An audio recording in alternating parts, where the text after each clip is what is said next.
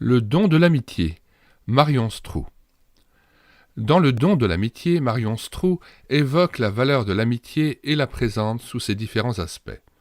S'appuyant sur sa propre expérience ainsi que sur un choix de citations d'autres auteurs, elle nous donne un aperçu des conditions nécessaires à l'éclosion et à l'épanouissement d'une vraie amitié.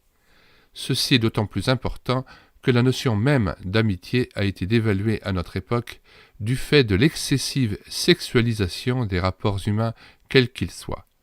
Un livre qui nous rappelle aussi que notre vie s'enrichit dans la mesure où nous la partageons avec autrui. Une vraie amitié est l'un des dons les plus précieux de la vie. Elle nous offre le bénéfice d'un partage à tous les niveaux, d'une compréhension plus profonde d'autrui, d'une véritable communion en temps de crise ou de malheur. Dans un monde de plus en plus dépersonnalisé, de bons amis sont en effet une grâce. Lecture d'un extrait de cet ouvrage. Qui a besoin d'amis ?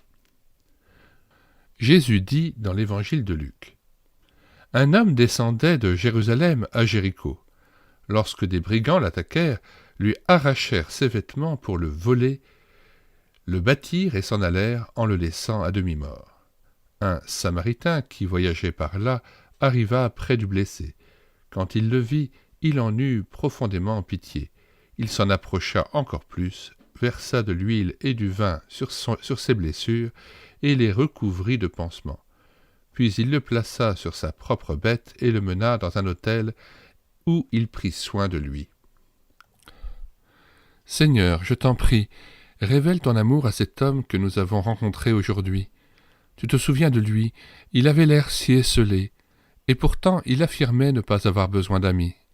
L'écho de ses paroles n'a cessé de résonner dans ma tête.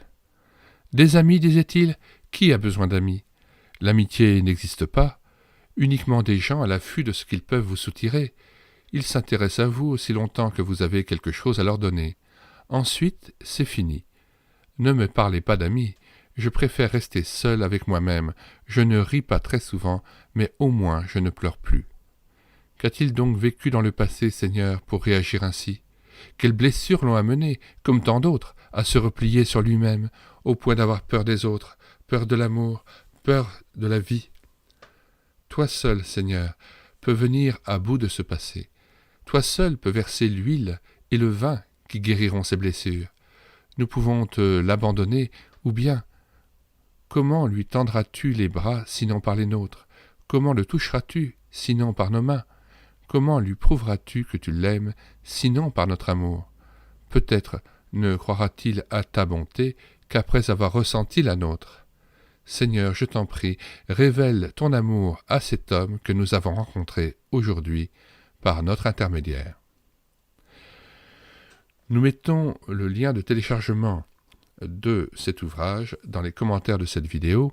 Ce téléchargement gratuit se fera à partir du site médiathèquechrétienne.fr, site internet qui fonctionne en synergie avec cette chaîne YouTube à l'écouter sa parole. Nous vous conseillons de vous rendre sur la page d'accueil de médiathèquechrétienne.fr afin de voir les centaines d'ouvrages que nous avons mis à votre disposition. Nous vous disons au revoir et à bientôt.